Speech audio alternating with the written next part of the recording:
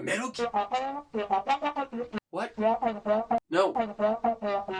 Grandma, what did I tell you? Go back to bed. It's 3 o'clock in the morning. What?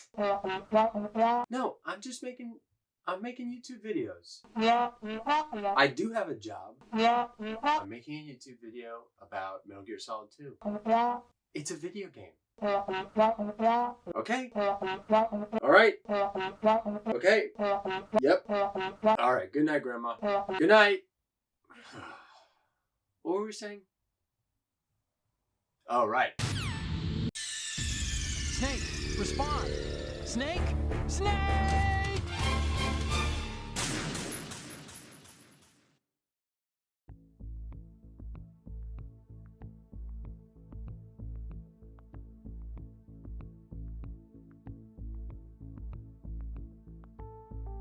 For all that Metal Gear Solid 2 Sons of Liberty achieved as a piece of pop entertainment, perhaps its most impressive legacy is the harmony it managed to create between its story and its gameplay. Never before or since has a AAA game worked the tension between narrative and the mechanics of the game to such profound effect. MGS2's predecessor, Metal Gear Solid, was a game about genetic transmission and whether or not we could rise above or break away from biological predestination. MGS2 shifts the focus from biology to culture itself, and asks whether or not we are in control of the ideas we inherit, not just from our parents, but from our news outlets, our politicians, and yes, even our video games. This is more than just a theme present in the narrative, it's a concept baked into the very fabric of the game's mechanics. To evaluate this concept, we have to look at how the game uses systems of control to confuse, frustrate, and box in both player and protagonist alike. Perhaps the most well-known and controversial design decision in MGS2 is the presence of its unusual protagonist. Players were willfully misled through marketing to believe that they would play through the game as the hero of the previous Metal Gear, the legendary soldier known as Solid Snake. And indeed, in the first few hours of the game, players do control Snake. But very early on, that chapter of the story abruptly ends, leaving players in charge of guiding the androgynous, virginal Raiden through the majority of the game. Raiden is a greenhorn, a man ill-equipped to handle the enormity of the task before him. He's very much at odds with the kind of character exemplified by the gruff, chain-smoking Solid Snake. And just as MGS2's developers intended, fans were confused and in some cases outright angry about the bait and switch.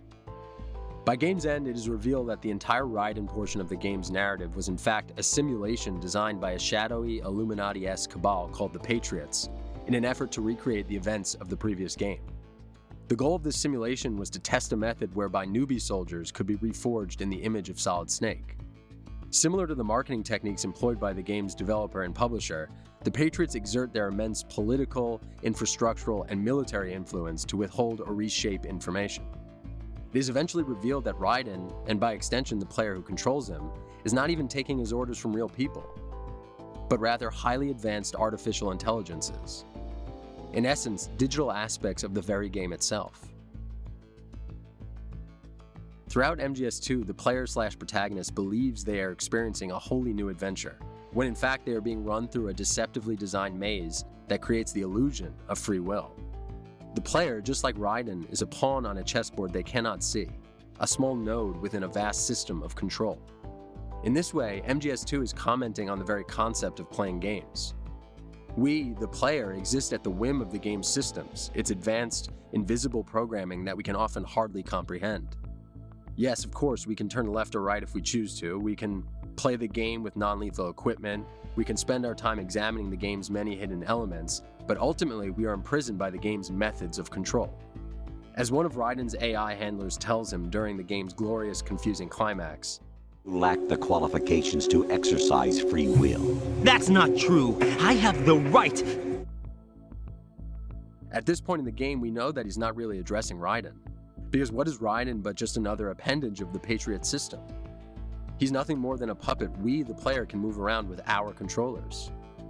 We know the AI, the game itself, isn't talking to Raiden. We know, in the end, it's speaking to us.